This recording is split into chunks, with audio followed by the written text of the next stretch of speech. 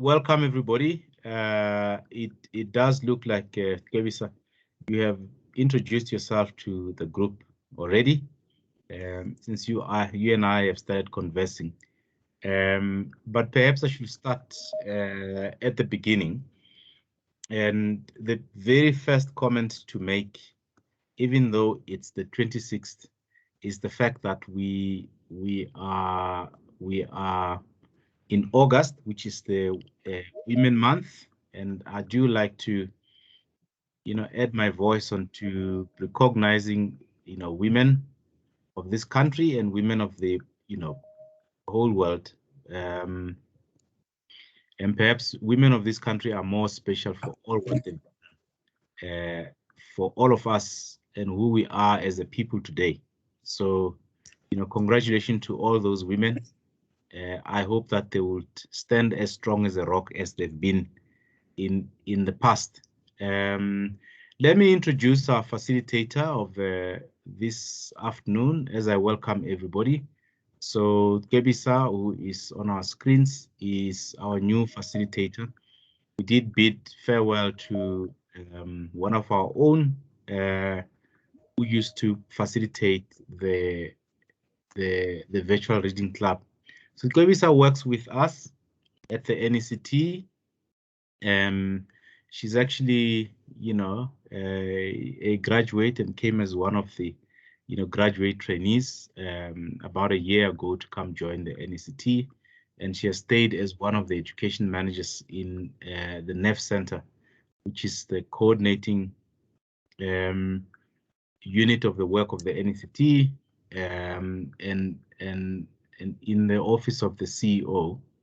Gebisa, like many other young people who work for us, is a graduate. She has a degree in politics, philosophy, and economics from the University of Stellenbosch. So you can expect a lot of good mix of questions that have political background, philosophy. I'm expecting a lot of logic there, and economics. This is over and above her bringing in what should be, I suppose, women lived experiences, which are quite important in the development work and in society. So Gebisa, welcome to the facilitator's position. I will, hand over to you in due course once I've introduced two of a great women that are joining, Gebisa in discussing the title that we have read and prepared to discuss today, the way I see it. So we haven't gone far. We started with Lerato. Tshabalala is one of the reviewers of the book. Lerato is the writer of the book that we are, reviewing and discussing today. I don't think that Lerato requires much, introduction, but let me do the honors anyway. So Lerato is currently the general manager and executive director of Black Power Agency. She's also an editor of the South African weekly publication of Drum, magazine. I hope many of us know Drum. Some of us had, as we grew up, had very little options, outside Drum magazine. So very, very happy to see a continuation in that respect. She's also an editor of the South African. Sorry, she's got over, in fact, in the past 20 years, she worked both in the media and advertising, space in South Africa. She studied business and entrepreneurship at the University of Notre Dame in Indiana, USA, and hosts a podcast called RLVNT. Her biggest passion is giving talks to corporates on why unconscious bias is so crucial to the advancement of the economy and humanity. Very interesting topics there. Lerato is a feminist, an Africanist, and a lover of history, art, and travel. A true passion is speaking to people, like she's going to do today, sharing information with them, and helping her clients solve their business problems using creative solutions. Thank you. Thank you and welcome, Lerato. And perhaps at this point, I should invite you to show your face and introduce yourself to our usuals on the virtual club. Welcome and good to see you. Thank you so much, Mr. Kosa, for the wonderful introduction. And thank you, Xabisa, for being our moderator today. I'm actually really looking forward to it. And thanks to everyone who's joined today. The house is full. They told us we don't read. Yes, we read. We're going to have a good old time today. We're going to show them you can have a good time and read. So thank you, CEO Kosa, for that. And it's a great honor for me to be included as one of the authors. And I also just want to extend a big thank you to my friend Mahadi Itzweng. She's just released a book which will be live. Not live, excuse me, which will be available next month, called Vegilicious, and it's about celebrating ukudla imfino. For those of you who are Black who know, it's about eating food that is off the earth. And so here's my gorgeous friend with beautiful face. So I just want to say thank you, Mukhari, for joining me, and really thank you to the Virtual Reading Club for starting this initiative. It is absolutely sensational. And like I say, thank you. So appreciate it. So all the men who are there, I mean, you can see that it looks like time for me to give way to the women. They are ready to take over and run with this today's virtual reading, session, and do as well as other women on this show, I mean, on this platform have done before. But let me take the opportunity, Lerato, to complete the formalities and introduce Mukhadi, although you've already ushered her in. But Mukhadi, let me just do the honors and introduce you to those who would not know you. Again, welcome, and thank you very much for joining. So the commonality of these two women who will talk to us today and keep us engaged is that they are both editors. They both write, and I think by extension one can conclude that they both are very articulate and engaging and able to deal very well with situations such as this. So Mukhadi is, as has been said already, is a celebrity chef, food activist, food entrepreneur, food writer, who has been in the food industry for over 15 years. Thanks to COVID, we could be having a little something to nibble, if it was not for COVID, I'm looking forward to that opportunity when we shall be able to do so. And maybe what this suggests is that all of us must come out and go and vaccinate so that we can suppress this virus. Yes. And we'll be able to come out and continue with life like we used to do as great South Africans. So Mukhadi is passionate about food, as it's obvious, but more particularly food sustainability, food security, and works with chefs, manifesto, an advocacy hub to end hunger, very important, by advocating the reintroduction of indigenous foods that are good for the earth and for the health. I won't ask any questions about Mukhadi, but that's perhaps a discussion for another day. She's also a founder and head chef for Losha Home Foods and Uju Spice, food businesses that celebrate South African ingredients and produce. Miss Itzweng is a chef and currently a food editor for True Love magazine, as I indicated, both of them write. And maybe I can say, yes, actually, we had a bit of options, in terms of magazines. If it was not Drum, it was True Love, isn't it? But I think, True Love, you had to like sneak it away from your sister or your mother or that sort of thing. As in my boy life, actually. So associated with True Love magazine, she has worked as a chef for Woolworths and was a partner in Locha, a restaurant in Rosebank, Johannesburg, that specializes in contemporary African cuisines. She has also established a sound reputation in the food and restaurant in the food and restaurant industry in South Africa over the past 15 years. So, Mukhadi, you know, I took a bit long and I had to like introduce you properly. Some of the things I had to read because this is about reading. Yes. But my reading actually wanted to express that I don't only read, but I read with understanding. So that's why when I got to a point where the there was not there, I had to stop and look for the there and bring it in. I think that's one easy measure of whether somebody is reading with understanding. People don't read with understanding, they read and they read the mistakes and get to the end. Oh, I've read it. So this is what the president has always been calling for. Read for understanding, read for enjoyment, read for fulfillment, read for economic competitiveness. And that actually summarizes the purpose behind the virtual reading club.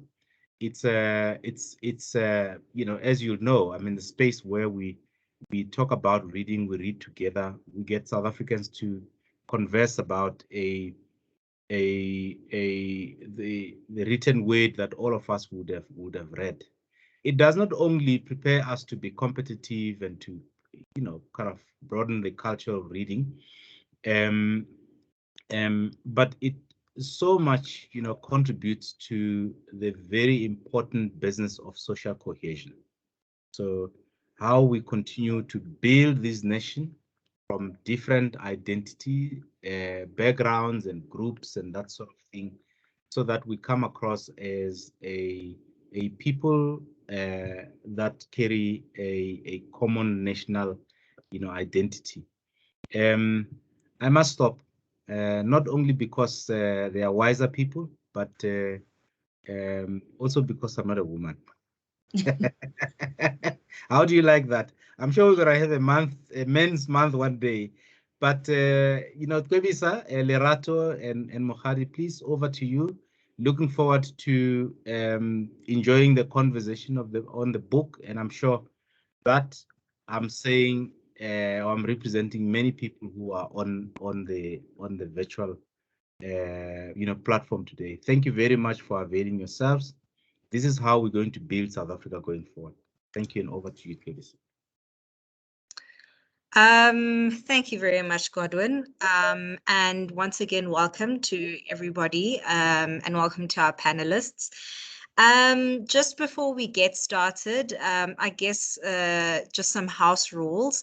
So we please ask that everyone keeps their microphones and cameras off for the duration of the virtual reading club, just to avoid any disturbances. This would obviously exclude our panelists. However, if you have any comments and questions, please feel free to put them onto our chat, and we will, you know, keep an eye on them and try and bring them into our discussion. Also, please share your thoughts as well about the virtual reading club and about the book on social media using the hashtag virtual reading club. So just to really jump into it, the book that we're reading today is titled The Way I See It, which was published in 2016 and is written by Lerato Tshabalala. The book gives a raw and honest insight into the social, political, and cultural issues that are faced by South African society, written from the perspective of a Black South African woman. It's funny, it's insightful, and as the warning on the front cover says, it's guaranteed to offend. And in fact, there's another warning at the back that says, not for the faint-hearted. So that is basically the book that we're reading. And Lerato definitely was not lying when she said it's guaranteed to offend. But I guess I took it more as guaranteed to get you thinking really about your own perceptions of living in South Africa, your own perceptions of, you know, some of the, you know, the really big issues that we still grapple with in this country. So just before we get into the discussion, I guess just considering all the disclaimers on the book, I wanted to pose a question to Lerato first and just ask, upon, this book coming out, what was your experience with the initial reaction? How did people feel about this book? And how did you feel about their reactions? First of all, Kobisa, I think I speak for me and Makhadi when I say we're so excited to see so many people. We can still hear people joining. Yeah. Everybody who's hit me up on Twitter, from Mansa to Puti to Nicole, to my friend Tumi the Squire, who's also listening with his brother. Everybody who's here just like supporting me and Makhadi, we really appreciate it. And before I get on to to answering you, Kobisa, I want to say that me and Makhadi are actually former magazine girls. We no longer. I know you and I were thinking the same thing. We used to be in magazines. We worked together. I was the editor at True Love, and Mukhadi was the food editor. And throughout the years, actually, we knew each other way before we started working together. Mukhadi also was part of Bob Mabena, may he so rest in peace show, breakfast show on Kai FM. And so we've both branched out onto different things. I think at our core, you can see us. We've got the lipstick on. We're dressed up for y'all. So the magazine excitement. Exactly. You can leave the magazine world, but it can never leave you. Exactly. And so I want to say the initial reaction to Visa was really like interesting. So because everybody had told me that books don't sell and people don't read, right? I decided that I was going to just write what I wanted to write. I was not going to be scared. It was not going to matter. But also I wanted a book that would make people have a reaction. I think Mukhadi will tell you that people, even our industry friends, had a reaction. I didn't want people to be apathetic. I didn't want people to like go past it. So many South African books. I don't know if you guys know, people in the room, but a bestseller in South Africa is 5,000 copies. Imagine. And yet in the New York Times, people can sell 1 million copies. So I thought, and I hired a friend of mine who was, I didn't hire, she actually helped me, Palesa. She was really, really wonderful. Palesa Madumo, she's now the CEO of a comms company. And we got to work together on PR because I was like, we need to tell people about the book. Nobody's going to know about the book. So we need to, we're going to go to these newspapers. And God was like, well, usually I don't do this. But and so I didn't have to do anything. I didn't have to publicize anything. And I was surprised by the reaction. I was also saddened by the reaction because of of how the Sunday Times, and I used to work for the Sunday Times. I edited Sunday Times Lifestyle for 5 years. And I won't say too much because then I'll perjure myself, but I was very sad in that the reaction was so bad from Black people at the time. They felt that I was letting out our dirty laundry. And me and Mukhadi go to therapy, and therapy, when you are going through healing, therapy is not a pretty situation. Hey, Mukhadi, I'm sure you'd agree. No, definitely. It ain't cute. No, it ain't cute. No, it ain't cute. So, but what I found was that there were people who were really supportive and people who were really open and people who were just like, damn, this woman, this Black woman in particular, is saying what she wants to say. 5 years later, Xabisa, last year in particular, when we saw everything happening with COVID-19 and Black Lives Matter in the States and the killing of Black people, the book started resurfacing, and I think maybe that's why we're here. And people said, if you're Black, this is the book that you need to read, and that was the intention for the book. Before I wrote the book, I wrote the intention. I was like, why do I need to say something? Because both me and Mukhadi have struggled with being authors. It's just taken us, we were talking about how it took us 3-5 years to just like, okay, relax, write the book and stop being so insecure.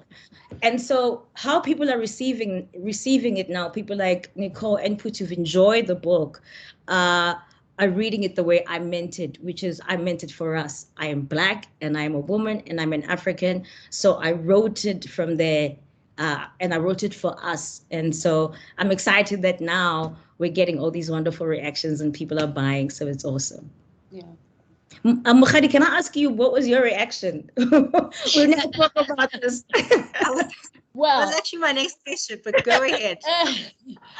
Well, my initial, when I first read the book, I cracked up. I laughed so hard because I knew exactly what she was talking about. It was like, oh my God, I can't believe she said that, because that is exactly what we Black people go through. And things about talking dirty when you're with your guy, and situationships. At the time, I think I was in a situationship, and I was just like, oh no, she didn't. She actually put a name to this thing, because you're like in the middle of nowhere in terms of a relationship. You're flirting with this person, but when you're with people, it's almost like you're in a relationship, but you're not. The thing about Black service providers, that it had me in stitches, because I was like, of course I know that guy. Of course I know that carpenter that you're talking about. I have one in my house right now. And they're talking dirty to me, and I'm the client, So when I first read the book, because I know Lerato, these are the things we always used to talk about. And I just cracked up, and I thought everyone would receive it the same way. But then again, we're very honest with each other. We're honest about everything, So it was, for me, there was no holy cows anywhere in the book, but I knew that people are not going to take, some people are not going to take it, as it's meant to, because Black people, we don't want our dirty laundry aired, as you said, Right. and people just got offended. It's like, oh, how can you talk about that? How can you talk about people being maids? And I was like, what she meant around the maid situation also was exactly how I was feeling. I mean, I still feel the same way, and I know a lot of Black people feel the same way. Like it's hard to watch somebody who's older than you clean for you. You almost feel like, hey, don't do that, it's fine, I'll do it myself. And it's like, then why are you having her there?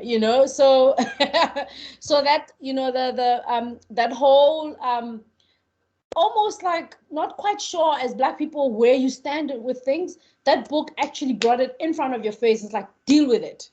And people just didn't like to deal with it at the time, but when you read it, and when I read it again now, I still cracked up. But I also felt that we've been through so much as Black people in the last year, even in just in the last, since the book, that people are more, they understand where the book is coming from, and they actually can see exactly what she's talking about. And it's crazy because I see other people writing similar kinds of books.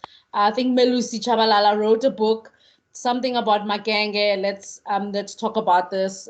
Same kind of thing, also calling out nonsense and calling out our bad behaviors as human beings and as South Africans. And I think it's important. We need these kind of books. We need, as humans and as a society, we need to call each other out and laugh at ourselves, because I think we take ourselves way too seriously sometimes.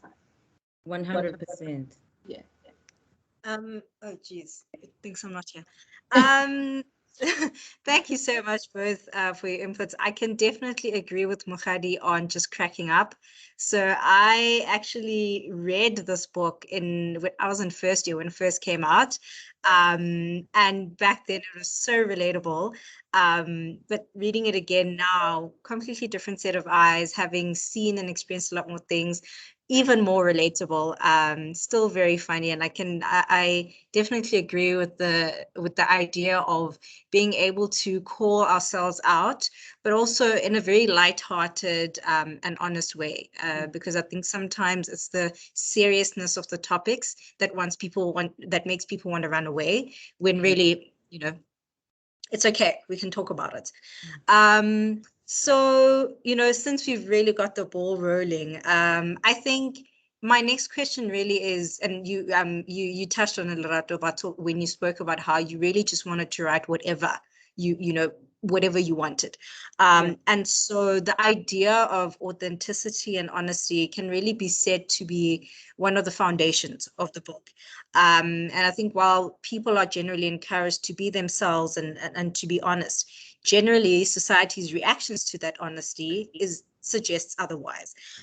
So I guess my question is, to what extent do you think society has become a bit more, accepting really of people who are themselves and who speak honestly? Do you think that we still have a long way to go, or have we made a bit more progress?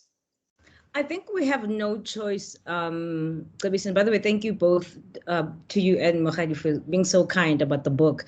And I think one of the things you guys will attest to is that I diss myself a lot as well. People thought I just diss Black people. Man, I diss myself a lot on the book.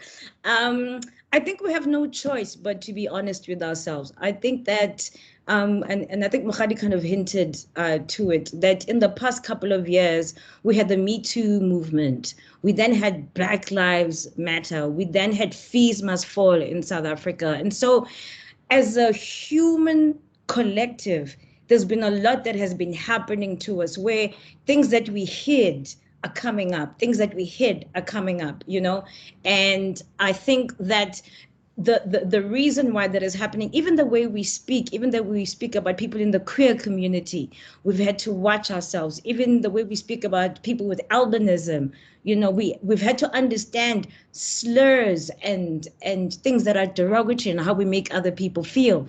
And I think that we need to do that because there's an awakening that needs to happen. And I think it's happening now. I think there are many of us who are conscious. Mohadi and I interviewed her on the Relevant podcast last year.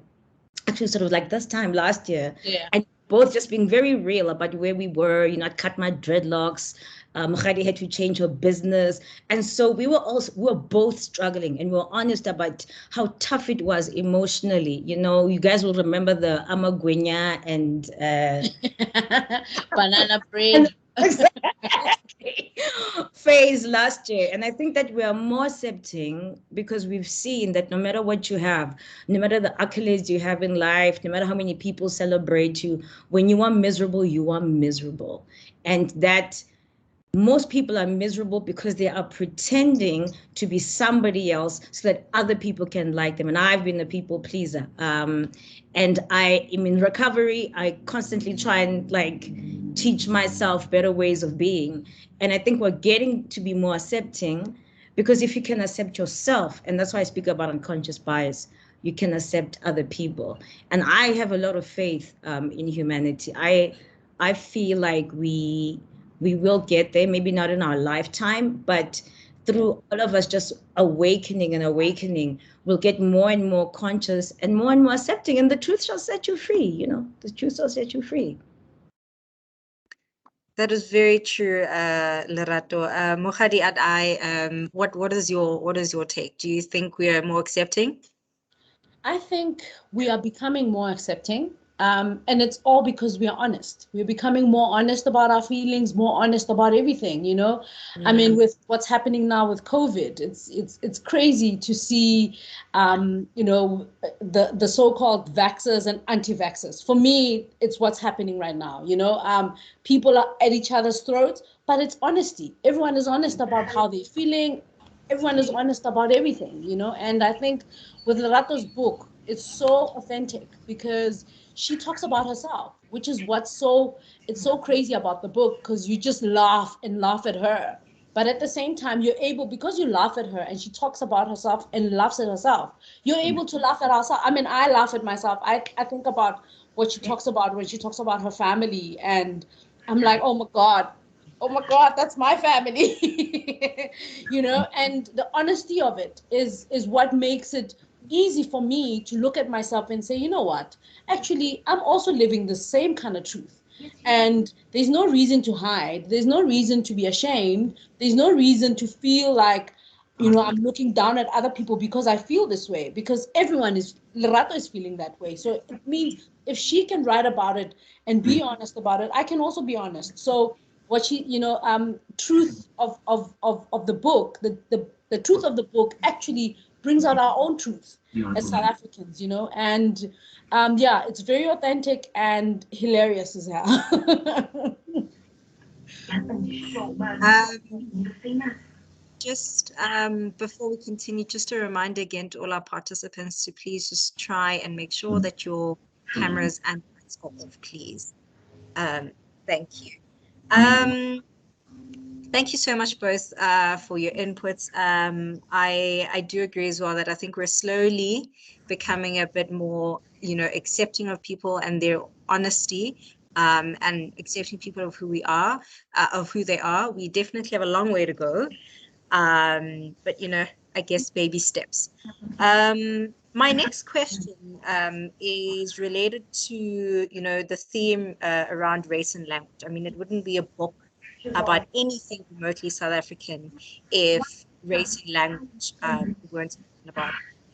Lerato, in the book, you refer to, issues of race in the workspace, you know, at school, how that affects, you know, issues of assimilation. You also speak about stereotypes, racial stereotypes that we have about each other, and I guess, you know, language issues as well, how we still will crack at each other, you know, if you butcher something in English, and how all of those things, you know, feed into the way in which we view African languages in correlation to English. And so, you know, ultimately race and language still remain very hot topics in this country. You know, bring it up and you will start a debate about it. And so my question, I guess, is, do you think that we should, or before I even ask the question, rather, you know, there's always a tendency to try and stay away from speaking about such topics, you know, about race and language in South Africa, just kind of shove it away. And so my question is, do you think that that will ever change? Will we ever become a bit more comfortable with speaking about these issues and really dealing with them and their implications for society and people's inclusion? And should it even change in the first place? Should we, you know, should we continue talking about race and things like that, or should we, you know, should we be letting it go? You know, Mokgadi, what's your take? I think it's very important that we talk about race. And for me, what the book did is not just showed white people also outside of the story, because, you know, it's always the race debate is always around what, you know, what black people feel, or, you know, or how white people, you know, as black people, you can't say certain things to white people because you don't want to make them feel uncomfortable, because obviously, you know, we're the Rainbow Nation. We're over it now. You need to be over it already. And we can't be over it, especially because we've never, you know, we've always tiptoed around race. And I think, you know, what's happened now with the riots happening in KZN and also in Johannesburg is that the race issue always comes up, and purely because we hide from it. And it's like, why are we hiding from it when our country has been racially divided from the word go? You know, everything was just race. We've all been socialized racially, and now all of a sudden, because we're in the new South Africa, the Rainbow Nation, you can't talk about black, you can't talk about white. There is no such thing. But we are those people. And it comes out in little things. You know, people have a fight at the supermarket, fight for a trolley, it becomes a race thing. You fight for a parking spot, it becomes a race thing, purely because we don't talk about it. And what you don't talk about, you don't heal, you know. And what I found with the book is that it talks about race in such a way that if a white person's reading the book, they'll leave the book feeling like, actually, you know what, I know these people a bit more. I understand black people a bit more. I understand where if I do this, why it's a trigger for someone to behave a certain way, for a black person to behave a certain way towards me because of 1, 2, 3, 4, 5. So it's very important that we talk about race. It's very important that we bring up race because that's who we are and that's how we've been socialized as South Africans. And I like the fact that, you know, Lerato touches on xenophobia also, because that's also part of the race. It's also a big part of the race debate, especially for us black people, because you wouldn't see yourself as racist or even xenophobic, because you're like, but I'm black. How can I be racist? As a black person, I can't be racist. But we look down on Xhosas, people look down on Shangans. And that's how we were socialized. The apartheid government made sure that we're all so divided across tribal lines that it becomes everything else is if we have black people, other black people coming from all over Africa coming into our space, we still have those lines in our minds and our souls. And because we don't talk about those things, they always come to hit. They always come up in strange places, as a trigger, as as a way to find excuses for whatever. So I really think it's important for us to talk about race, because that's who we are as South Africans. We've been racially divided from the word go. So the only way to heal this is for us to talk about it, have more conversations like this, talk about things that make us uncomfortable as black people, things that make white people also uncomfortable about black people, so that we can find a commonality about us. The only way you find commonality is if you discuss it. If you don't discuss it, tiptoe around it, it's always going to be a trigger for someone, Exactly. Mokgadi, you make me think of what Jay-Z said, which is what you reveal, you heal. Right? So if you're pretending like something is not happening, it's, you know what I mean? It's just not, you're not going to heal anything. I want to read it a little bit. It won't be that long. From the chapter, Hail Mary, Full of Grace. And this actually happened between me and this lady. I actually saw her a couple of years ago. I said once while working at the Sunday Times, I had an exchange with a colleague about one of our contributors. His name was actually Sean O'Toole. He's a great art writer. It went a little something like this. And people, can I just say, I didn't make any of this up. This is real, as AF, as kids say. So she says to me, do you know Sean lived in Japan? And I say, oh, that's great. Yeah, hey, he's totally fluent in Japanese. So I go, that's amazing, right? Don't you think that's amazing? Is he fluent in Japanese? That's great. So I said, wow, that's amazing. She goes, why is it amazing? I mean, he was there for 6 years. And I was like, well, person X, it's amazing because you've been here all your life and you can speak a word of Zulu. So I said it. And the thing is sometimes, Makhari, now that I've gone back and I had to go back this weekend and read the book, I'm like, oh, I really did say those things, didn't I? I did write them down forever. But I needed to say that to her, to say what you think is logical to you from your, tower of superiority is actually not logical on a human level, right? On a human level, it's not. And so I want to go deep for a little bit. So Makhadi knows me, she won't mind, but I meditate, I'm quite spiritual. And I think that we were intentionally raised, intentionally by the universe. We had to have race, we had to have sex, because when I see people say, oh, I don't see color, excuse me? You don't see color. So why are people following me at Woolworths and not following you? So for me, I think we were made intentionally to be raised and have sex so that we can, and when I say have sex, I mean your sexual orientation, like you're a man, you're a woman, whatever. That happened so we could move beyond that. Right? So when we move beyond that, one of my favorite things that I heard recently was the author, at least it's not load shedding, Kabis. I keep thinking, load shedding. Just pardon you. By the way, these digressions you see in the book, you see, I digress in real life. I don't just digress in the book. It's something I do in real life. And for me, I think that understanding that we're not the sum total of our race, of where we come from, is important. So I was saying that one of my favorite quotes that I heard recently was Ta-Nehisi Coates. He's that great author, and he said something so important that I've never forgotten, about the fact that we call people who were enslaved slaves. So what that does is that it takes out their humanity, because a slave is not a human being.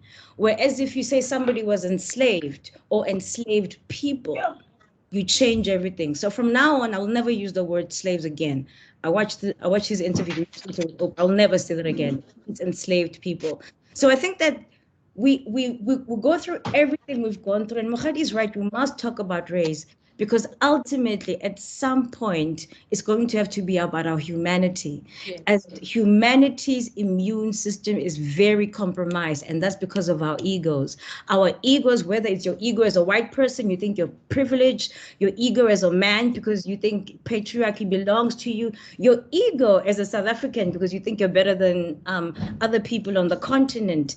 That stuff has made our immune system as humanity, it's like a virus. So we need to strip that off so we can have a strong immune system where we see ourselves as human beings and not the sum total of our labels. Toni Morrison said that labels don't belong to the labeled, they belong to the labeler. Geez, that last line, Lerato, about labels belonging to the labeler, and that the ultimate goal really should be to focus on the humanity more than anything else. But I think as we gravitate towards that ultimate goal, I think, and it was initially supposed to be a question, but we've kind of already touched on it. This idea of understanding as well that, you can't say things like, oh, I don't see color, or, oh, he's just another person, and things like that, because things like that affect our experiences as people in society. Definitely. Things like, we have this term called intersectionality now, which really, and to read the proper definition, it's the interconnected nature of social categorizations like race, class, and gender, and how they apply to given individual or group. And this term is usually used to shine a light on how all these different, elements and categorizations have a compounding effect on how we experience the world. And so, because of that reality, really the issues of race and language, and not just that, gender, class, the list goes on, sexuality, those we can't ignore them. Yeah. And I don't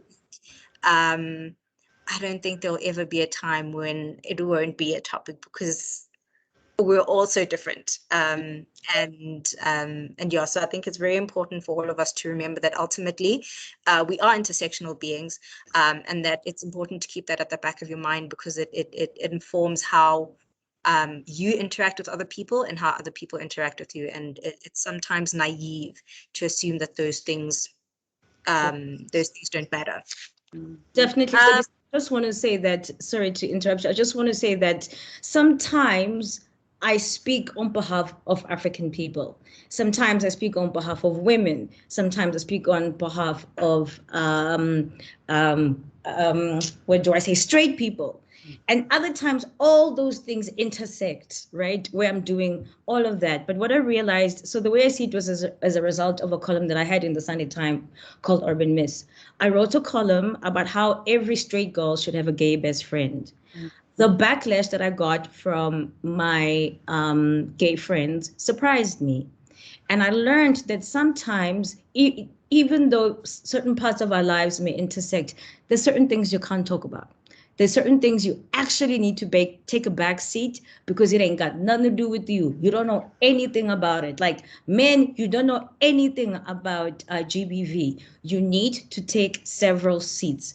White people, you don't know anything about being enslaved. You need to take several seats. And so, Lerato, you are straight. You don't know anything about what it is like to be queer and African in this country. So I've learned that sometimes you need to understand that, yes, I'm on the corner of African and female, but actually at this point, the voice that is needed the most is the female voice, or the African voice. And I think it's something that people in this country, particularly white people, have to learn. It's important that white people understand. Sometimes you don't have to comment. Sometimes you don't know what's up. Sometimes shut up. It's okay. Let it be a teachable moment, Barbara. Did you see that lady on Twitter?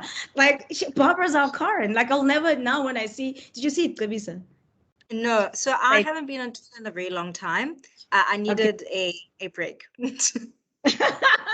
But it was this, and I understand why it can be a toxic environment, but it was this exchange between a black tenant and a white tenant. Her name is Barbara, and you know how Americans have Karen. We now have Barbara. And gentleman at the end was like, I can see this is not a teachable moment for you. And I think white South Africans need to recognize this is a teachable moment. I need to keep quiet and receive what I am hearing. And that's what I was trying to achieve with the way I see it. Please don't grin at me. You're in Africa. Talk to me. Say hello. I don't understand what that means. I don't get what that means. And there's been less and less and less of that since the book. So I'm appreciative and I'm glad I said it. Thank you so much, Lerato. Just jumping onto my next question, which is, or the next topic really, which is, I guess, a bit more lighthearted, is on this idea of contradicting ideas. In fact, I found this particular example of yours very funny. So in the book, you note that there's just some areas in life where you seem to have very contradicting views on the same issue, and you've been very accepting of it. And the one example that you used was, this contradiction between your belief, in, how women should be treated and where they stand. On the one hand, you strongly believe that women should be emancipated from the kitchen, that, we should be, the bosses in the boardrooms and things like that. But also at the same time, you still believe that a man should pull out the chair for you and should open your doors and things like that. And, you have so many other examples. And I guess my question to both of you was, in what other areas of your life have you found yourself to have, sort of contradicting opinions, which, I mean, it's, contradicting opinions and things that seem relatively not unimportant, but, it's just one of those things, and you just accept that, it's a double standard and that's it. Interested to hear your views. Well, as women, especially, we are a contradiction. We are a walking contradiction, and accepting that you are and not putting yourself in a box is very important. For me, there's a lot of things that for the longest time, and I'll just speak about, because I'm a foodie and I'm a food editor. I've done, I'm in the food space. So for me, for years, I've tried to be a vegetarian. I've tried to be a vegan. I've tried to be everything. But I like meat. So it's one of those things, it's a constant battle, and and I mean, I even wrote a book. My book that I wrote now is about vegetables, because I'm like, what? The bottom line is I just want to eat more plants, but I still love my meat, and I still, I even say in the book, I love my meat. It's tough for me to get off it. It's tough for me to make the changes, but I'm on my way. It's a journey for me. So the contradictions are part of who I am, and the honesty of it, speaking about it and saying, what, this is where I want to be, but again, this is who I am, so it's the same with dating. I want someone I'm very strong. I'm a very strong personality, but I still want to be chased. I want the man to chase me and court me and date me and take me out and make the first move, but at the same time, I'm in charge of me, and I'm in charge of everything. And even in the bedroom, I'm the one, I like to take charge. But I still want to be courted. I still want, a guy to pay for dinner, like, Lerato says in the book. But I can pay for my own dinner if I want. But for me, it's those contradictions. I'm a woman, some days, I want to, I want someone to court me or, take me out and do all sorts of things. For the same reason, I'm still single now, because I'm like, I want a guy, but I'm not willing to be in a situationship anymore with anyone, I want someone to come out and say, Amen. I want to be with you. Somebody to please mute Prabashni. We're hearing a lot of feedback from Prabashni. Yeah. So Chair, if you can do that, please. Thank you. Sorry, Mahadi. No problem.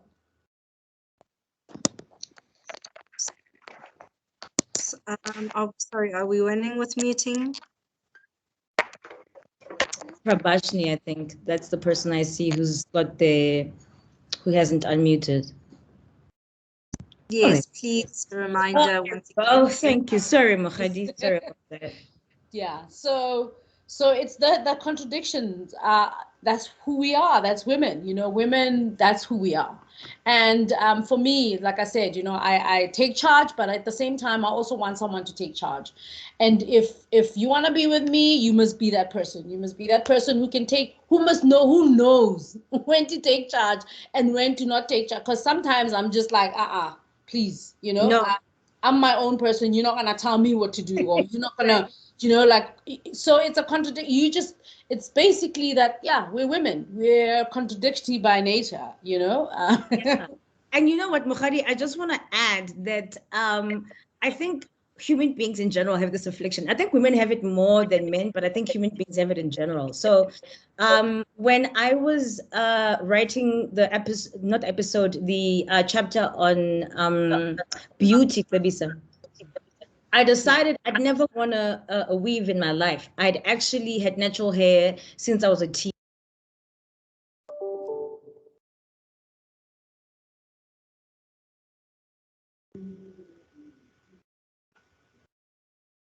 You are muted. Somebody muted me. Okay, so I'm unmuted.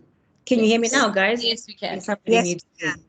So I was saying that so I decided I'd actually find out what it feels like to wear a weave, because men had been saying to me, I like my women natural, I really like it when you wear your hair naturally. And so I wanted to see if that was the case. Lies, lies, lies, everybody. Those who read the book. When I had the weave, everybody turned, everybody was like hollering at me, like it was. And so I thought, oh, so men contradict themselves. They say they want you to be like that, but when you're outside, they want people to see, like look like Sabia said, Mahari, look cute, make an effort.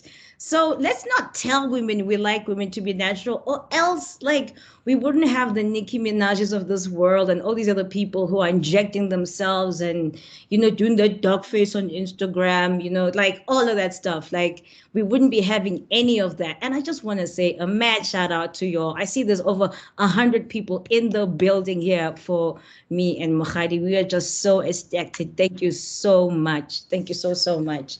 So yeah, I'm comfortable with contradictions, man. We don't live right, Mahadi, we don't live in a black and white box. I don't live in a box. I'm a very spiritual person. I'm that Zen girl. Like Lerato will tell you, I'm always, always Zen, always trying to find something better, always, finding the good in people. But you come for me, I'll throw a crystal in your house. I'm that girl. I'll throw a crystal at your car. So it's the contradictions. That's who we are, and it's okay, because I don't belong in a box. I don't belong in a box. I'm not. You can't look at me and say, oh, she's such a good girl, she's a whatever girl. No, you'll be having a good girl in your mind, and to the date, and you'll be like, oh my God, what happened to the girl that I met last week? She had her things together. Now who's this Pantsula girl? That's who I am. I'm a contradiction. Most women are. I actually think most human beings are. So we don't really belong in a box of anything.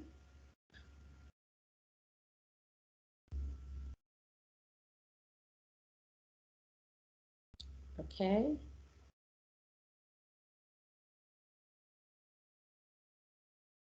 So apologies for that. I don't know if you can all hear me.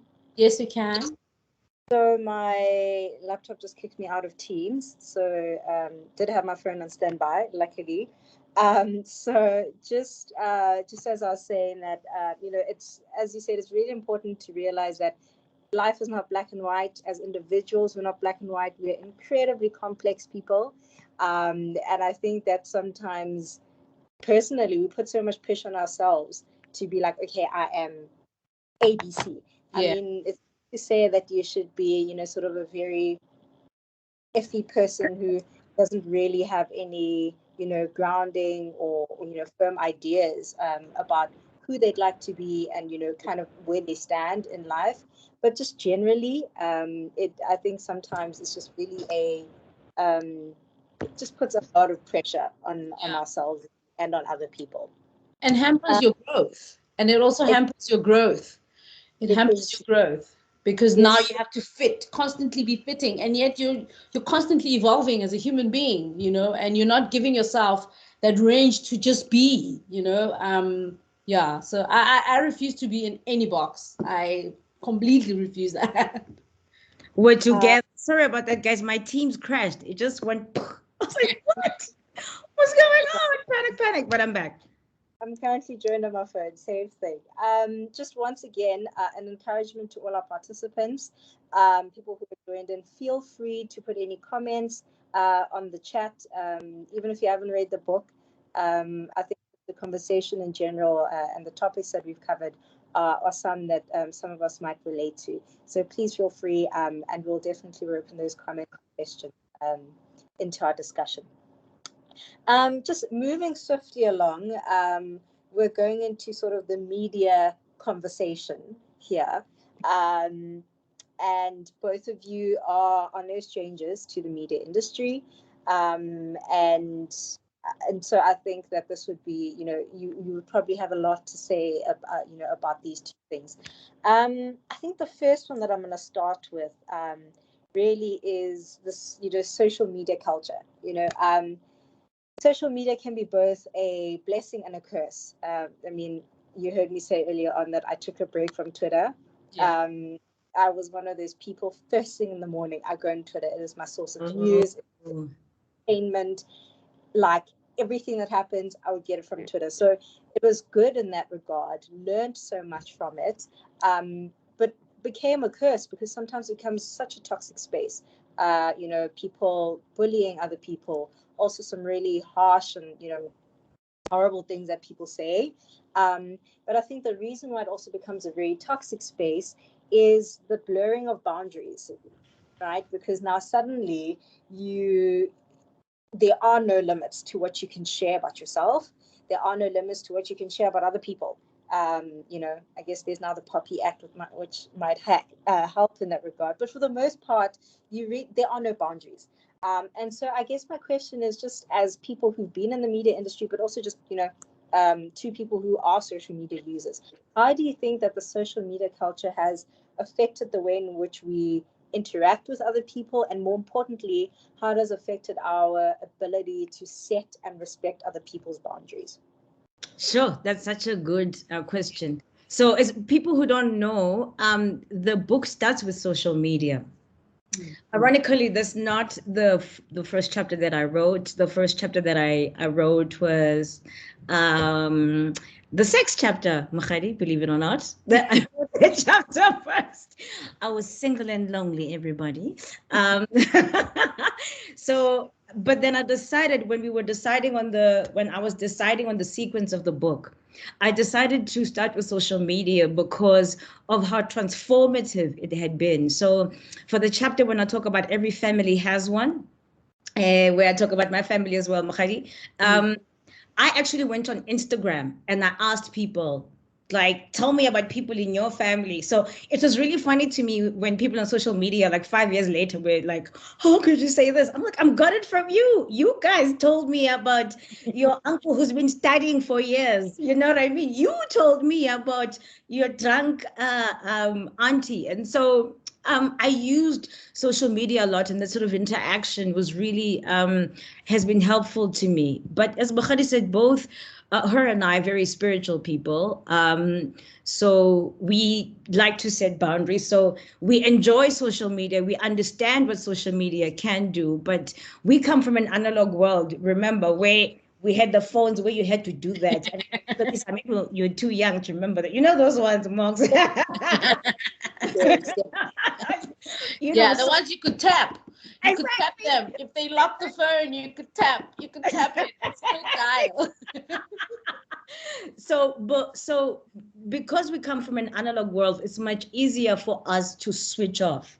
You know what I mean? To dissociate with our phones. And so what I would say that social media has done, which is for me, which is good, is to allow access to information, is to allow brutality and all kinds of things that have been happening, whether it's racism or sexism, to be filmed and shown to the world. There's a lot that is exposed. For me, also, it's been very wonderful in terms of educating myself in history, you know, learning about like the church, how it came about, like why it's a problem for enslaved people. So there's so much great information that you can find on social media, but you have to be intentional about wanting it, right?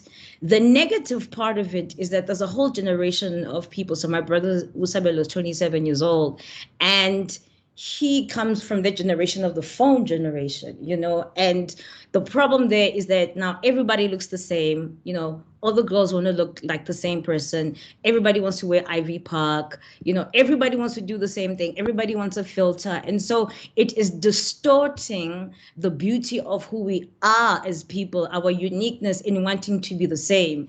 And there's also the problem of, if you don't agree with me, then there's something wrong with you know, cancel culture. Yeah. And that's not really helpful. Actually, cancel culture is not helpful. So I think the way I use social media is to get the things that I want from it. It's not to be on every platform.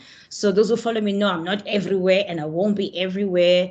I like to show people things as opposed to me, because you know, right now everybody wants to show you them, my outfit, my house, my couple goals, the whatever. And so I'm not judging it. I understand how it's come about, but I think that it's creating a world of sameness as opposed to uniqueness. And I think, Bukhari, both you and I use, I would argue to say we use our social media to tell people what's important to us, like world hunger is important to you, sustainability is important to you. For me, unconscious bias is important to me. So I think, wouldn't you say that it's important to decide how you want to use social media? No, definitely. You know, social media has become that tool that people, it's almost like it's become that place where even bullying can happen, because it's like, you know, that space where there are no boundaries. And if you're not intentional about that, you can get into situations where it's just like out of control. So on my social media, I only push the things that I'm passionate about, the things that I want people to learn. And I'm a teacher on social media, on my Instagram, on my Facebook, on my Twitter. I talk about things that are important, and I kind of like almost wake people up, because I find that a lot of people, you know, use social media in the wrong way. You know, people will just literally give you their whole life, tell you about what they're doing with their people, when showing off their baby. Look, there's nothing wrong with showing off your baby and whatever, but when people come for you in that space about your baby being ugly or your baby, whatever, creating a meme out of your baby, you can't then turn around and be upset, because you've actually opened that door. So with social media, you have to strategize. You can't just put everything out there, you know. And I find that a lot of people struggle with social media, because people who are having a terrible time with themselves, they put themselves out there on social media, they don't get the response, because again, it's the like culture that, oh, I got 100 likes, oh, I got this, how many likes did I get? I didn't get these likes. People get depressed. So it's almost like looking for validation on social media is crazy.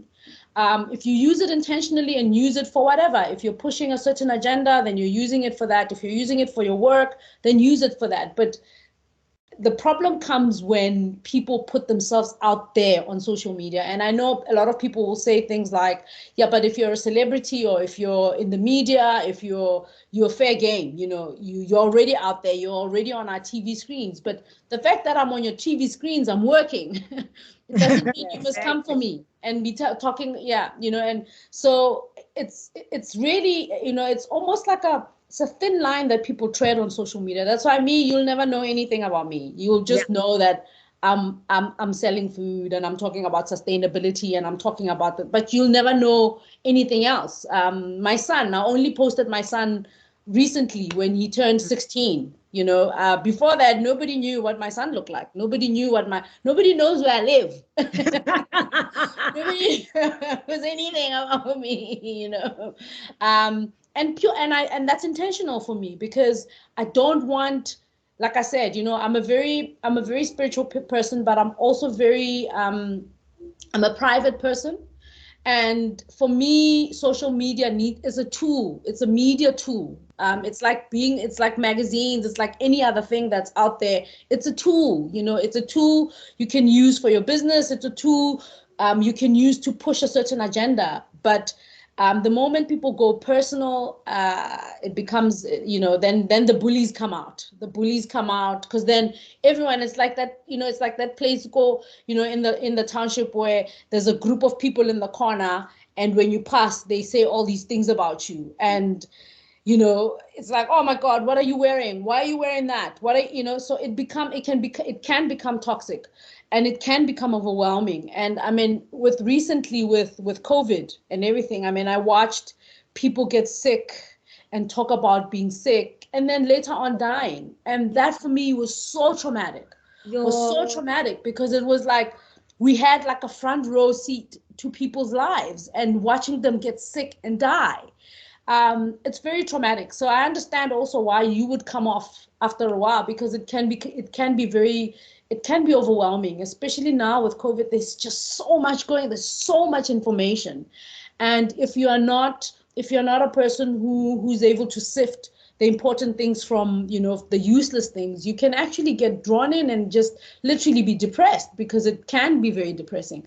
And I mean, I watch with young people. My son is 18, and he's also off social media for now, because he's like, Ma, it's a lot, you know, it's a lot. Everyone wanting to be like this and wanting to be like that. And it can become a lot for kids, and it can become a lot for us adults. Can you imagine an 18-year-old who's very impressionable, and you're not, it's almost like, you know, if you're not bawling, it's like, how are you bawling when you're 18? Exactly. You're still trying to find yourself, you know. You're not bawling. You're not have a Louis Vuitton hat, or you don't have these. It can become a lot, you know, especially for people who don't know who they are. But I mean, it's a tool, you know. It's an important tool that you need to strategize and be self-aware also, you know that, look, I don't need to show off for people to like me, or I don't even need for people to like me. I'm just sending out this message and letting it go. So I think it's an important tool, but it's also one that you need to strategize around. You can't just, you know? Especially the thing is, Mox, and I want to say this because it's important, is I work in digital marketing. And so I am complicit in some of the things that you see out there. And the 18-year-olds don't realize the algorithm feeds you what it wants to feed you. Clarissa, have you had that moment where you Google something and then you go and then they feed you the exact same thing, right? You guys have seen that? Yeah. Right.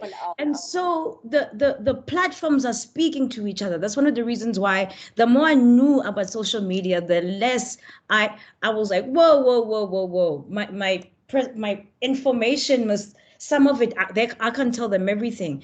And so a lot of the reasons why these kids, Mokgadi, feel so insecure and worried is because the algorithm feeds you what you are looking for. So if you're looking for women in bikinis, it doesn't matter whether you are on Twitter or on YouTube, that's what you're going to get. And that's why people like Donald Trump managed to win elections. So if you are educated, and I go back to the internet can help you be educated about what you should and should not do. Use it as a tool. Don't use it as therapy. Have friends, real friends that you can hug, that you can talk to, that they don't have to like you. They don't have, listen, have real friends. And then you'll have a great quality of life. And you won't be a slave to the algorithm, which is biased, by the way. I think just from, you know, this conversation, what's coming out is intention. Yeah. You know, so hear about why you are on social media, what you want to get from it, and I think it's also very important because of this algorithm story. Very important that whatever you see on, and once again, it requires an active effort for you to make sure that whatever you're currently seeing and reading, that you're not only looking at that, because also it creates a very warped idea of what is happening in the world. I'll make a perfect example. Just just currently in at least what I was seeing on on Twitter, Black Twitter, but also it's the very affluent, we're 25. Oh man, we seem to have lost Glebisa there. But Mukhari, we're getting such great comments. So I think while we wait for Glebisa, I would just love to read some comments for some people. So Nico, and by the way, everybody, thank you for being on here and being so wonderful about the book. You can still find it everywhere. And if you can't, hit me up on social media and I can get you a copy. Yeah, I will actually be giving out signed copies from September on our website. So Nico says to me, Nico Chauke, thank you for the question. Lerato, I give a wow to you. How do you manage to keep yourself so straight and be real to everything? What do you say? Do you see changes in the in Africans since you released this inspiring book? Thank you so much for that, Nico. I think I have absolutely no choice. I think this is trying to join us. I think I have no choice in being real. I just prefer honesty. I think the truth is the most amazing thing. I think that human beings lie to themselves. We lie to ourselves all the time. And I think a person who can be honest with themselves will be honest with other people. So my personal endeavor every time is, am I speaking from a sense of truth about myself? Because if I am, I can be truthful about my experience. One of the reasons why people are struggling with COVID right now is because everybody wants to be seen as strong on social media, but internally they're dying. Whereas if you're honest with everyone, vulnerability is, Brene Brown is so right. It's like a superpower.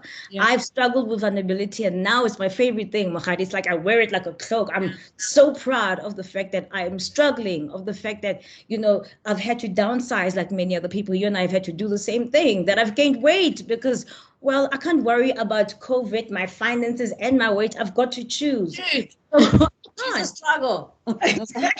Choose a struggle. So for me, realness is not even something I have to try and do. It is a personal mandate. I have to, because the more honest I am with myself, the more honest I can be with other people. And remember, honesty is not rudeness. Honesty is speaking from a place of love. I feel like, I'm 41 now. I really embody. I feel like I speak from love and I respond from love. But Glebisa is back. Sorry, Glebisa. I see. I was just reading some comments from the.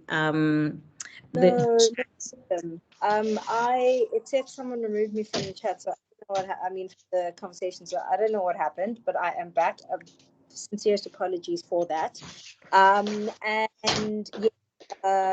very excited that we are seeing comments and questions. I see one here from Caleb P around xenophobia, and in fact it's going to be one of it. We're going to touch the topic. It's actually one of my last questions around this idea of the United States of Africa, because Lerato deals with this issue of xenophobia, where it starts and things like that. So we're definitely going to touch on that. Just with and also before I continue, I am hearing a bit of background. Please mute your mics and keep your cameras off. We would greatly appreciate that. So just wrapping up this conversation on media, and as we try and gravitate towards the end, this idea of content creation by Black people for Black people, Lerato, in the book, you point to the fact that, corporate South Africa, but, more specifically, you speak about the media industry, generally isn't representative of, of the South African population. Especially at the top, the people who make these campaigns and productions that we see, and so you end up with productions that really don't speak to the targeted audience, don't speak to the population, and so my question is, I guess, twofold. Do you think that having a certain experience of something is always, a necessary prerequisite for you to produce something that would be able to, properly relay that said experience and for you to be able to relate with other people? And I guess the second last part of it is having, 5 years is a pretty short time, really. But I guess from when you wrote this book, from when you entered the media industry, fast forward to 2021, are we seeing, some sort of change? And I guess just, this whole issue is not, this issue of Black representation doesn't only exist in the corporate space.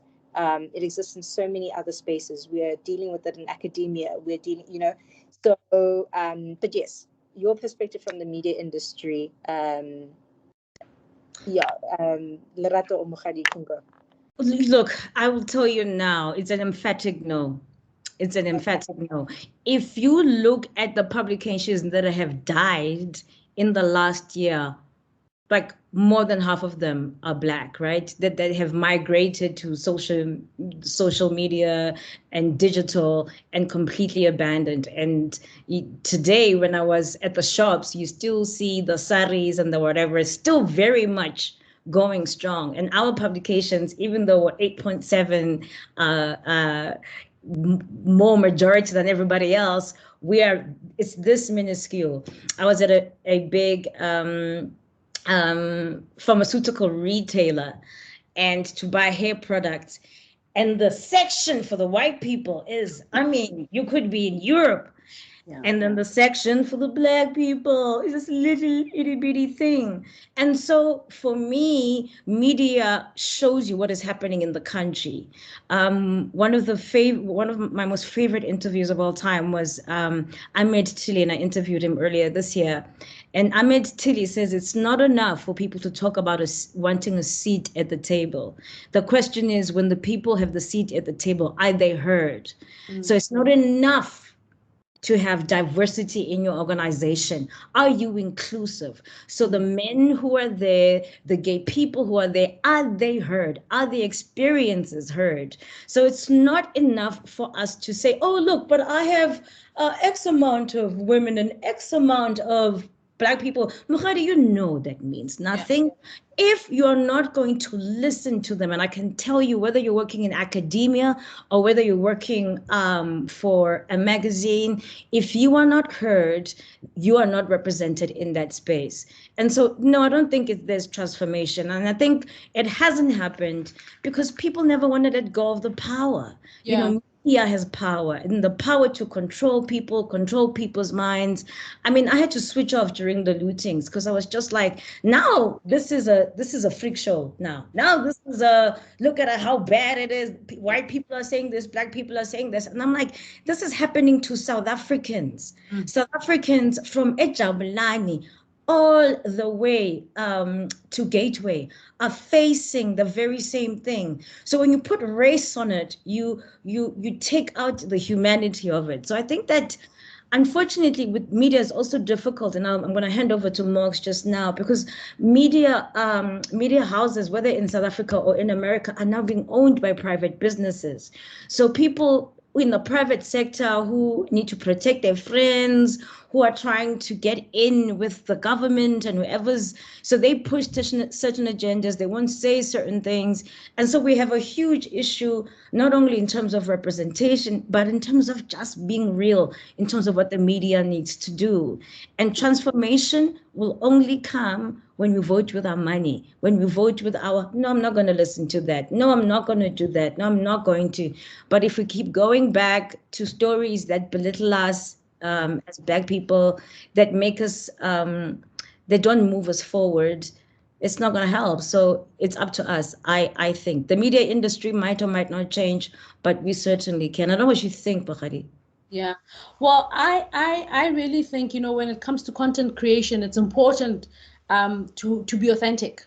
Authenticity is important because you can't create content that is directed at a particular group of people when you are not part of that group. Exactly. It's you're like literally you're lying. You're not. How are you going to reach those people? You know, I mean, you can see people or content creators that have done their work. You can see it. It's so obvious. Like it automatically clicks. It's something that people even accept. But you can also see content creation that has no clue. You know, I mean, I won't mention names, but remember when we were at True Love, we struggled because we created this thing that showed Black people in all types of situations. You know, Yes. we showed that Black people, I can be at a Chisanyama today in Soweto, in Santon tomorrow, in the Maldives next week. I can drive a Porsche. I can be pushing a Porsche, you know. So, and because we were so real and we were so authentic in our voice, we got marketers and we got advertisers from all over the place advertising in True Love for the first time, you know. We had like real serious brands coming in and putting their money down because they could see that we're telling a true South African story. But obviously the powers that be, like what Lerato just mentioned now, that we can be content creators, we can be this magazine, but if the powers that be, if the people that are in charge don't want you to show Black people in a certain light, only want Black people that are, whatever, then they'll come up and say, no, we don't want that. This is what we want. This is how we want you to show Black people as being. And we struggled. I struggled with that. Lerato struggled with that. And obviously, we ended up where we ended up. But, but for me, to create content that is directed at a certain group, you need to be part of that group. Otherwise, you're not telling the stories. And we as Black people, as Indians, we need to tell our own stories. It's enough now. It's enough that we have people who will come and they'll do a small focus group of whoever they choose or they deem. And then that's it. That's the story they're running with. I mean, I watched the show the other day that's talks about South African food and it's all, but it's like it's like, oh my word, like where did you get all that information from? And all I could sit and think was, oh my God, your research team really did a number on you, because everything was I just wanted to hide because it was so wrong, and for the same reason, you still have people like Leon Schuster around who still are doing those crazy, crazy movies. And it's like, stop. It's 2021 already. Like, are you kidding me? Exactly. Blackface in 2021. Come on, but you still have people going to watch those movies. So my thing is, unless we tell our stories, yep, and we are intentional about telling our stories, our authentic stories, we're constantly going to be in a situation where we're having other people tell our stories the way they want to tell them and the way they see them. And in most cases, the way they see them is not the way it is. So there's always going to be that disparity, and there's always going to be that cringe moments in our advertising, cringe moments in our media, in our content creation, because people just assume certain things about, but unless you belong to that group, you can't tell the story of a group you don't understand. Exactly. Yeah. Take a seat. Yeah, take a seat. Take a seat. Thank you, ladies, for your insights on that. I guess all we can do, as you said, really is to continue to push for that transformation, continue to push for us to have the spaces to be able to tell our own stories, because ultimately that's the only way where we'll start really engaging and consuming content and information that is firstly true, and secondly speaks to us. Just as we gravitate towards the end of the session, I really just have one more topic about on the book, and then the last one is just, I guess, a general one as a closing question. The last one relates to this idea of the United States of Africa. So the last chapter of the book is titled "Somewhere Over the Rainbow Nation," and that is where Lerato, you speak of issues around tribalism. You also speak around this issue of South Africa and where and how they see themselves in relation to the rest of the you speak of how South Africa has generally distanced itself from the United States of Africa, as you put it, and how this distancing has actually manifested itself in a whole lot of different things, including xenophobic attacks. One of our participants noted this issue of xenophobia. And so, despite having been supported by a number of African countries during apartheid, how did we end up distancing ourselves from the very people who once helped us? And I guess today, in what other subliminal ways do South Africans continue to perpetuate this idea that, we're not them, we're different, and ultimately creating a very hostile environment for African foreigners? Oh, that's so. Somewhere Over the Rainbow Nation is my favorite chapter. It's the last chapter of the book, and I know that it's my second favorite. Actually, my favorite one. I'm going to tell you guys the truth about what my favorite one is. It's the one about the air conditioning. I'm going to try and find it. I saw somebody actually meant chapter 10, air cons, tenders, and the transformation con. That's actually my favorite one. I just want to say, Nicole was saying that one of our participants was saying that while there is xenophobia in places like London, it doesn't manifest itself as deeply as it does here in South Africa. And I just want to remind everybody that South Africa is less than 30 years into democracy. People, when Lerato, who was 29, shame, that little girl, she thought she was grown. She needed to get to middle age to feel some things. So we are still at the infancy of trying to figure out how to live together. You know what I mean? The people who are on this call already, we've got Indian people, we've got Black people, white people, everybody talking about their experience. And it's great that we can have a discourse without actually having to fight, right? But I want to explain why I think that we have such an issue with racism in South Africa, as well as xenophobia, because the two are attached. And for people who don't have the book, the chapter that Kabisa talks about, I open with a quote, and then I have two definitions. I'm going to read you those definitions because they're at the core of why we have problems. We have assimilation, and then we have transformation. Assimilation is the process by which a person or persons acquire the social and psychological characteristics of a group, right? So you literally mimic whatever the other person is doing. Transformation, however, is a marked change in form, nature, or appearance, a process by which one figure or an expression of function is converted into another one of similar value. Okay? I want you to listen to similar value. We have problems because we value certain lives over other lives. So what happened in South Africa is that we had to assimilate. You know what I mean? We had to change our hair. I mean, we're still in 2021 fighting about Black people's hair. How? It grows like that from our heads. I wish we could change it into something else. I wish it was an abracadabra thing, but it's literally how the hair grows from our scalp. So the fact that we are still, Kabisa and everybody else in this meeting, that we are still having to assimilate to white ways of being means that the rest of us, we think that cohesion is assimilation. No.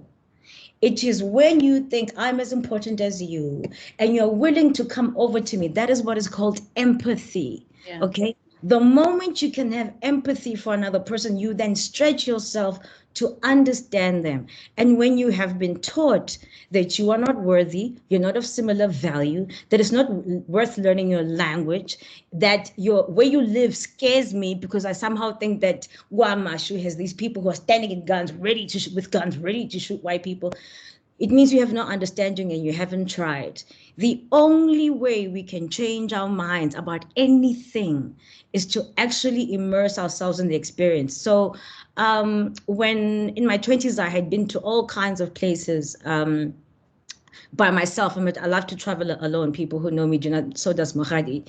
I realized I'd been to many places in like North America and Europe by myself, and I hadn't been on the continent. So when I turned 31 Kabisa, I was like, I'm buying a ticket. I am going to Kenya by myself. I am going to learn about Nairobi and Mombasa by my damn self. I was there for 2 weeks. And what that did is that it helped me understand the language of the people. I got to take a mutatu, which is basically like their minibus taxis. And what happened is that people started greeting me, saying Jumbo, because I'm in a taxi like them. They think I'm one of them. And if you immerse yourself in the experience, you start to have understanding. And I think that a couple of South Africans are waking up to the fact that there is something wrong with our own psyche because of the way we were devalued. And so we need to start valuing ourselves so we can value our brothers and sisters who opened their homes, their hearts, their wallets, gave us their weapons in order for us to attain freedom. We're one of the last places on the continent to attain freedom. Ghana got it in 1966. That's Botswana, Ghana in 1962. So for me, transformation is the number one thing. And I think that before I hand over to Morgs, for me, transformation is about you transforming. I'm seeing so many wonderful comments about people on the chat saying, you're making me see things differently. You're making me think about my own life. That is the beginning of transformation. Yeah, no, definitely. I mean, transformation is key, but before we can even, what you've just said, before we can even transform, we need to understand why we are the way we are. Apartheid really did a number on us. Just think about, and Lerato touches on this in the book, about how we as Black South Africans, never mind the fact that we're racially divided, but we as Blacks were tribally divided. You'd hear people saying things like, oh, Amashangani, this, Amapedi, this, the Xhosa women, that. It's still our thing. It's still in our psyche that we're still tribally separated. So because we're still there, can you imagine now having other Black people coming into South Africa? We haven't transformed. We still see each other as different ourselves, Reina, as South Africans. We still look down on Zulus, we still look down on on Shangans, and so of course we're going to be xenophobic because we haven't even come to terms with ourselves, just as South Africans.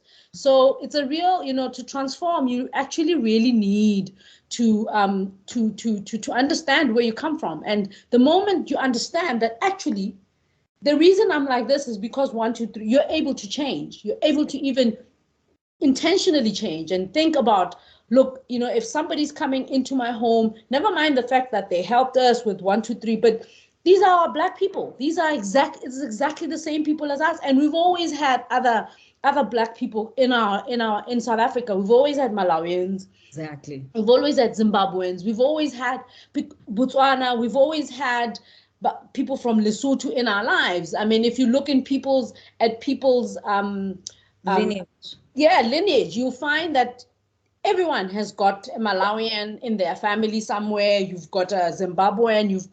So it really doesn't make sense, this whole thing of us actually fighting each other. But it's that thing, you need to understand where you come from in order to make a change. And a lot of people kind of like, we're very closed-minded. And because apartheid created that little thing around us that, we as Black people are inferior to white people. So we have that low self-esteem still. We still carry that low self-esteem. And people with low self-esteem will always mask it as a superiority complex, which is why we look down on other people. We look down on other Africans because we think we're better.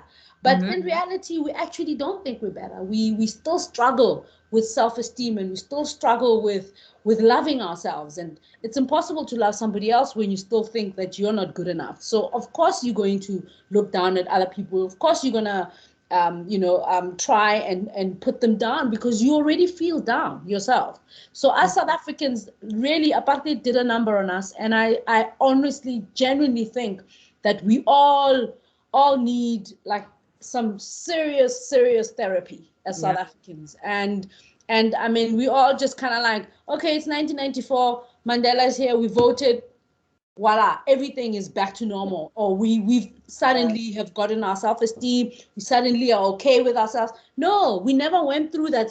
We never went through the actual therapy stage of, actually being angry and forgiving. And even our forgiveness was very shallow. Everything about us is shallow. It's almost like we had this rainbow nation in front of us, and we all just want this nation. We all just want to like meld and blend into this rainbow nation, forgetting that even in the rainbow nation, there's different colors. It's different colors that merge into each other. And even in the rainbow nation, there's no black, in the rainbow. Not black in the rainbow. So even those kind of things we forget, and we need therapy as South Africans, and we're taking out our trauma on other people. That's what's happening here. It's 100%. taking out our apartheid trauma on other people, and it's just sad to watch. But it really, really, really is. It's one of those things that, anything happens, you'll see it coming again. Xenophobia. It starts actually with racism, people poking at each other, and then before you know it, if I feel like I'm being downtrodden, I'm gonna kick the dog at home. If I'm angry, if I come back from work and my boss was sitting on me the whole day, I'm gonna come home and I'm just gonna shout at the kids. So we've got, it's a trauma response. I think xenophobia is a real trauma response, and we South Africans need to do something about it. I love that. I'm not going to forget that xenophobic is a trauma response. Like nobody has ever said it that way, because that is why I want us to that's why I'm serious about unconscious bias, because I feel like if you understand yourself, if you know what you're unconscious of, then you can be like, why is this person not just a person? Why am I giving them a slur because they're gay? Then you go inward. So I just love that. Xenophobic is a trauma response. I love that. I'll never forget that. Very, very interesting insights. And this conversation, and I mean, just on the chat as well, a lot of people noting that, really enjoying this conversation. Essentia, says that the main problem is that this rainbow nation just came. We didn't develop it gradually. It was kind of just thrown at us. And a whole lot of other comments as well. And the fact that we really need to have this conversation at a very serious level. And really, what this conversation reminds me of is Lerato. In one of your chapters, you speak about how. Since you're speaking about how really this whole thing starts with ourselves within South Africa, how we immerse ourselves in other people's cultures and other people's way of life. You speak about how in the book, it's not okay in a country where, more than 80% of the population is Black, for someone who isn't Black, whether they're white or Indian, whatever the case may be, to not have any Black friend or, things like that. And so I think that the same could apply to Black South Africans, that you might be Pedi or you might be Zulu, but it's not okay for it to just end there. We have to try as much as possible to also interact with other people of other ethnicities, from other tribes and things like that, because that's how you slowly start to become more accepting of other people, and also just more accepting of yourself and where you fit in that equation. Just we're wrapping up. We only have 5 minutes left, and so I have one more question to pose, and then we'll just quickly answer some questions on the chat. Well, only really 2. We'll probably have time for that. So last question for Fadi and Lerato. 27 years into democracy, do you think that as South Africans we have made enough of an effort to try and dispel all the myths and stereotypes that we have you know, about different races, about different ethnicities, about different genders, classes, you know, all the isms and all the, you know, have we made enough of an effort to try to do so? And as individuals, you know, how can we, in our own little way, in our own little bubbles, how can we go about, you know, addressing all those things? Just very quick, short parting words, you know, so that we can wrap up. You said you just asked the writer to be quick, short. So difficult. I'm going to try. I think that we are making an effort. I think that making an effort is enough, right? So it's not about, it's like going to the gym. It's not like, oh, I gotta go hard every day and do it. It's like you woke up and you tried, because that's muscle memory. It builds muscle memory. And so we are trying. I think in general, you look at what happened with the monarchy in England. We didn't know the Queen was as racist as this until we found out about Meghan Markle. And then we were like, oh, damn, we loved her so much. We didn't know she was like this. So I feel like the world in general is just saying, you know what, let's just do better. Let's just actually have teachable moments. Let's learn. And so I have hope in humanity. I really do. I think that South Africa is going to get there. I think we will get there. I mean, I loved what Ntlak also said, that charity begins at home. How can you accept and love other people if us as a country haven't accepted that we haven't loved ourselves? And that's the thing. I think that ultimately, everything is about self-love. Everybody who hates other people hates themselves. Mukhadi mentioned it. If you have no understanding of yourself, you're not going to try to understand other people. If you don't love yourself, you're not going to love other people. If you are not tolerant or patient with yourself, because we need to be patient with ourselves because we mess up, you can't extend that to your other brother and sister. And so for me, it's everything starts with you. For everybody who's on this call, what I want to say as a personal plea from me is, like, the next time you see somebody that you don't quite understand, they may be transgender and you don't know what it's about, remember that they're a human being, that if somebody shoots them, they'll have the same reaction as you, that they have a family, that they have history, that they have dreams, that everybody that you look upon, that you want to put your prejudice on, look at your mind and your ego and say, I hear you. I thank you for trying to infiltrate my mind by telling me who Mukhadi is because she's wearing braids, but I choose to see her for the first time as a human being and interact with her as a human being. If we start doing that, let me tell you something. It may take us 300 years. It'll be a beautiful world to live in. Yeah. No, I completely agree with you, Lerato. And I think, you know, us as South Africans, it's taken us the last, I'll say, 20 years of this fast of the Rainbow Nation. It was almost like a drug that we all just wanted to take. You know, we didn't want to come to terms with the fact that some of us were still in turmoil. And it's taken us that long. It took us that 20 years to actually be on some, you know what, there's no Rainbow Nation, you know, and only then do people then started changing and started actually learning to actually accept each other. But before that, we were all just drunk of this Mandela magic and Rainbow Nation, but poverty is real. And our poverty as South Africans is the one thing that we all agree on. And it's the one thing that has actually made us, just shook us, to be like, what is going on in our communities, what's going on in you know, within ourselves. Because if you look, our communities are a direct reflection of who we are as South Africans, are a direct reflection of our families. And everything starts at home. You know, if you can accept people in your family, if you can accept your crazy uncle who's an abuser, if you can accept your aunt who's a drunk, if you can accept your gay cousin, you can accept your trans, because everybody comes from somewhere. You know, humans, we're not just people in jail, you know, we come from somewhere, we come from families, and it all starts in the family. That's how we heal each other, and that's how we heal the society. And I think 20 years has gone, and now we all understand that this rainbow thing wasn't really actually a rainbow. We're all just carrying our trauma and pretending like we're all happy, but we weren't. So after 20 years, I think people now understand that actually everything happens here first. It happens at home first.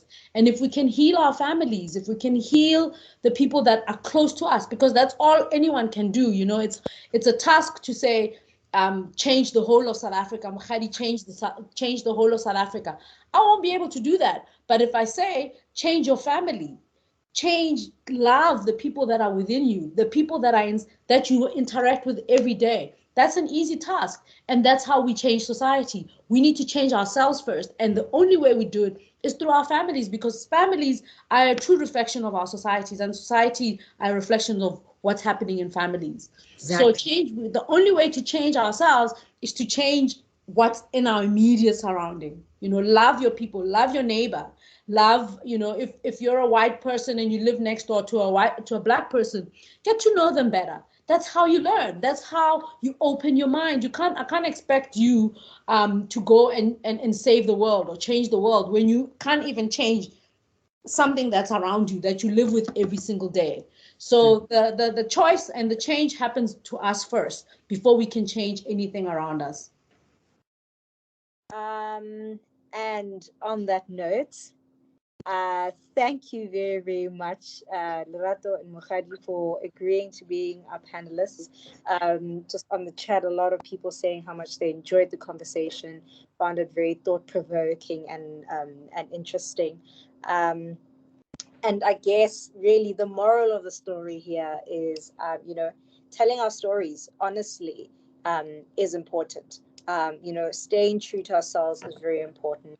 And not shying away from the truth is also a very key part in transforming ourselves, transforming our families and friend groups, and ultimately transforming this country. You know, not everything has to be hush hush and, you know, around the corner, you know, because that is what slows down transformation. I just, you know, noted two things in the chat that I think are important, and I just want to address before we close off. Bongani asked about where we can find a recording of this. So we do have a YouTube page. If you go to the National Education Collaboration Trust's YouTube page, you will find the video. It will be uploaded on there. So that's where you can find it. And then also someone commented and said that they thought that, you know, they'd see more school children and things like that. And I was glad to see that we did have, you know, one of the learners responded and said she's here with her friend.